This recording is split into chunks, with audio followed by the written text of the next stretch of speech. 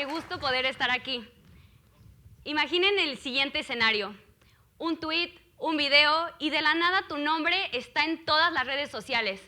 Sin querer, te volviste tendencia y ahora se habla de ti.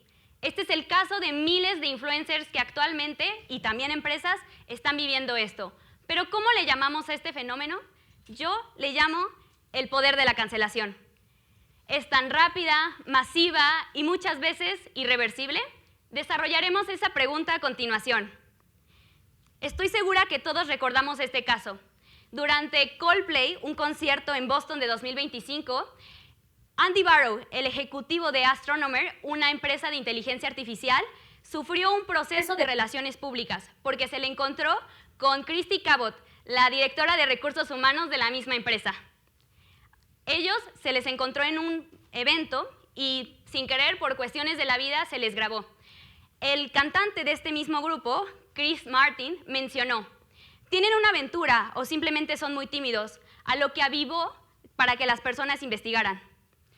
Después de que sucedió esta crisis, ambos renunciaron a sus puestos.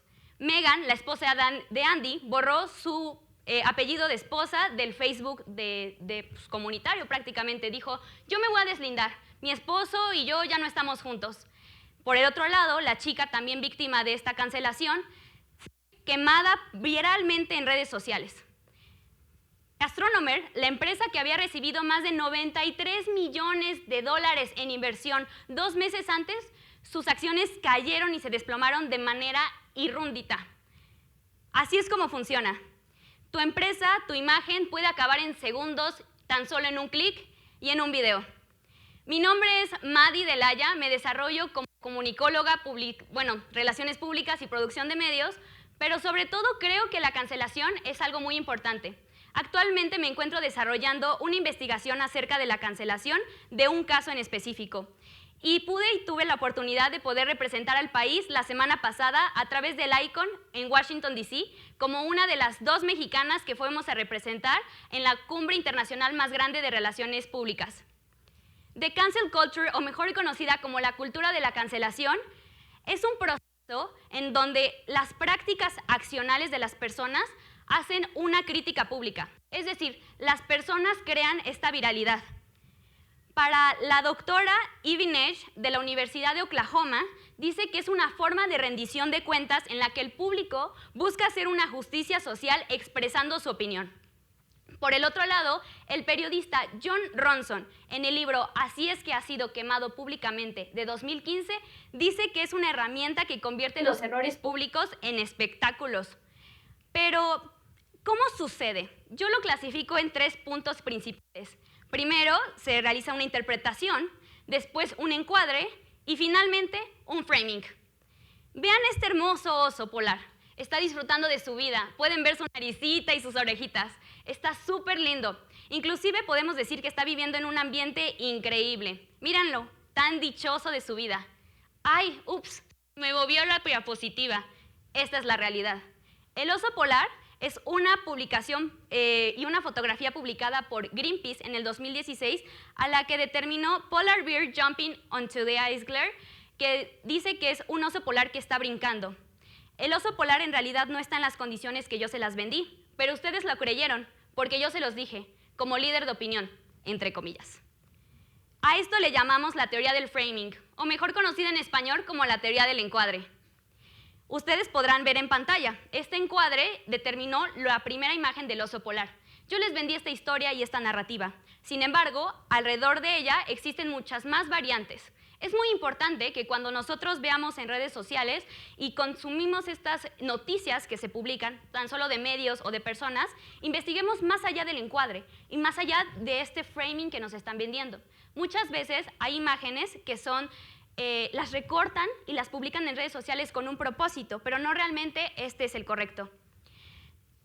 En una cancelación, normalmente, o lo que podría llegar a pasar, y lo que algunos teóricos hasta el momento han dicho, es que para que ocupe una cancelación, o para que suceda, las personas dejaron de ver ese cuadro y entonces construyeron su propia realidad de los hechos.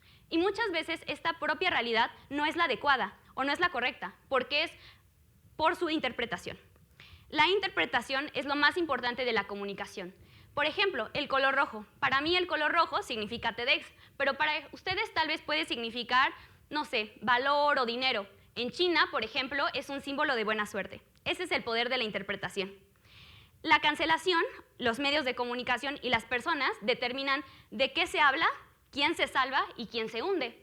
Pero realmente, ¿cómo manejamos esto? ¿Cómo sucede? ¿Qué pasa cuando las personas no quieren estar en este proceso?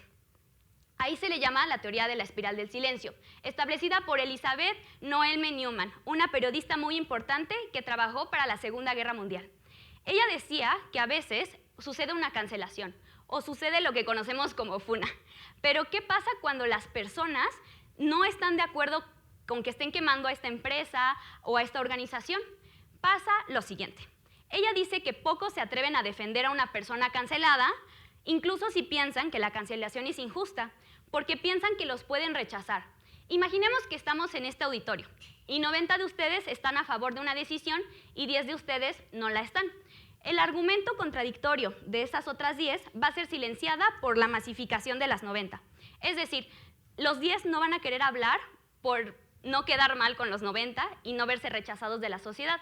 Estoy segura que a muchos de ustedes les ha pasado. Cuando alguien, la tía, la abuelita o el familiar publicó algo en Facebook y ustedes le comentan, pero ¿qué pasa si una persona no está de acuerdo con ese punto, por ejemplo, político o ese punto económico o algún punto de perspectiva? Pues no comentamos. Y si comentamos, podemos tener esta breve línea en que nos cancelen. Entonces preferimos decir no. Yo no le entro a esta cancelación porque vaya a ser que yo termine embarrada y ya no voy a poder continuar.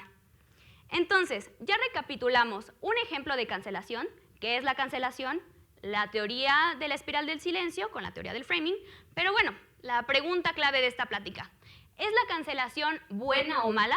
Yo creo que como preparadora y como comunicóloga en proceso, puedo decir que depende, y depende de muchos factores. Y les quiero presentar algunas cancelaciones que considero positivas y otras que no tanto. Por ejemplo, tenemos el movimiento Me Too. El Me Too fue un movimiento en Estados Unidos el cual buscó reedificar la dignidad de muchas mujeres. Estas mujeres que habían sufrido acoso sexual en sus empresas, ahora pudieron cancelar a las personas que habían atacado a estas mujeres. Inclusive el sistema legal de Estados Unidos, que no pudo lograr esto en su debido tiempo, la justicia social y la opinión pública sí lo logró.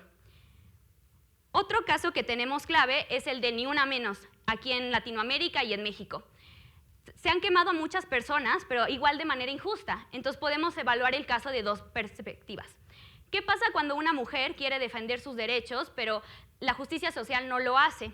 A veces la cancelación es la única forma para reedificar este propósito. Por ejemplo, tenemos el caso de Olimpia. Olimpia es una mujer de Huauchinango, Puebla, la cual su pareja en ese tiempo grabó un video sexual de ella, lo publicó en redes sociales y ella obviamente su dignidad y su imagen como mujer se vio afectada. Después, ella a través de las redes sociales realizó una cancelación. Actualmente la ley Olimpia está presente en casi todos los países de Latinoamérica y está muy pronto por llegar a Europa. Defiende a miles de mujeres, hombres y a todas personas que su contenido sexual o contenido que difame de esta manera pueda estar dentro de la ley y asimismo defender a estas personas. Este es un caso clave de cancelación y es muy bueno recordarlo. Pero ¿qué pasa con estos casos negativos? Por ejemplo, tenemos el de Britney Spears en los años 2000. Britney, por los medios y las personas, fue atacada como una persona mala. Se le vendió que no estaba bien de sus facultades mentales, etc. Y esto fue gracias a los medios. En realidad las personas no opinaban de ella. Eran los periódicos, las noticias, que decían esto de ella. En 2021 se demostró su inocencia y se demostró que ella realmente había sido víctima de una cancelación falsa. Ella sufrió durante 13 años de explotación por parte de su padre y fue un movimiento que hicieron los chavos durante la pandemia que la liberaron de eso. Actualmente ella no ha podido regresar a ser cantante ni ha podido regresar a las oportunidades que ha tenido. Y esto ha sido por la cancelación, por el famoso vamos a funar a alguien. Así que, ¿la cancelación es buena o mala? Yo creo que la cancelación es un fenómeno subjetivo y muy variante y depende mucho del caso. Hay casos que podríamos considerar desde perspectiva, ok, están muy bien desde la teoría, pero ¿qué pasa en la aplicación? Yo creo que todos debemos de tener opinión crítica acerca de las cancelaciones que vemos en redes sociales. Y abre espacio a muchísimas preguntas, como por ejemplo, ¿Hay espacio para el perdón de las personas que son quemadas? ¿Siempre es justa la cancelación o a veces es una especie de ajuste digital? ¿Y realmente la cancelación proviene de personas en redes sociales o es por agencias o por empresas que quieren afectar a su competencia dentro de la industria? Para esto nacemos nosotros, los relacionistas públicos, que nos encargamos de evaluar la opinión pública. Para TV Coms, un experto en comunicación de crisis, él dice que lo más importante que se debe de hacer es identificar qué decir, cómo se va a decir y cuándo se va a decir. Un buen relacionista público aconseja a su cliente realizar un acto manifiesto, que es lo que ahora consideramos un comunicado de prensa, un video de disculpas o inclusive explicar lo que sucedió. Con esto, con el propósito de interrumpir lo que está sucediendo, interrumpir esta secuencia de difamación o de noticia, obteniendo una respuesta del público. Edward Bernays, el padre de las relaciones públicas, dice que la opinión pública es lo más importante. Nosotros, como relacionistas públicos, evaluamos la opinión, o sea, lo que la masa dice, lo que las personas dicen, la conversación, y lo contrastamos con quienes lo dicen, que en este caso son nuestros agentes. En redes sociales ocurre algo muy interesante, porque las personas, nosotros, tenemos el poder de decir algo. Y entonces creamos una bolita como un estambre grande, grande, grande, grande, y creamos una cancelación. Pero a veces nuestro cliente, por ejemplo, en este caso una figura pública, una empresa, una institución, no solamente es esa persona, sino también puede ser la desigualdad, la injusticia y el maltrato hacia la mujer, porque nosotros somos los especialistas que comunicamos. ¿Qué pasa si comunicamos mal? ¿Qué pasa si comunicamos con una brecha de género mal? ¿Qué pasa si comunicamos y estamos atacando a alguien? Nosotros moldeamos cómo se está contando la historia y la historia de una persona. Eso es muy importante. A veces tenemos mucho poder dentro de nuestras manos, pero lo más importante es saber cómo hacerlo. Las crisis te vuelven más fuerte y yo creo que no solamente las crisis de relaciones públicas. Yo creo que las crisis en la vida en general prometen mucho para ti. Albert Einstein decía que es en la crisis donde aflora lo mejor de cada uno, porque sin crisis todo viento es caricia. Y yo creo que estoy de acuerdo. Ahora con el internet y las redes sociales necesitamos una persona que sepa comunicar, que sepa arreglar nuestra imagen pública, porque a veces pensamos, ok, a lo mejor yo sí lo hago, pero ¿qué pasa si nuestro direccionamiento no está del todo correcto?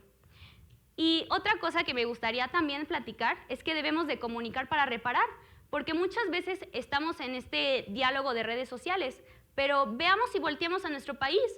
Están pasando muchas cosas. ¿Qué estamos viendo en las carreteras? ¿Qué estamos viendo en la sociedad? ¿Por qué no estamos comunicando lo que verdaderamente vale la pena?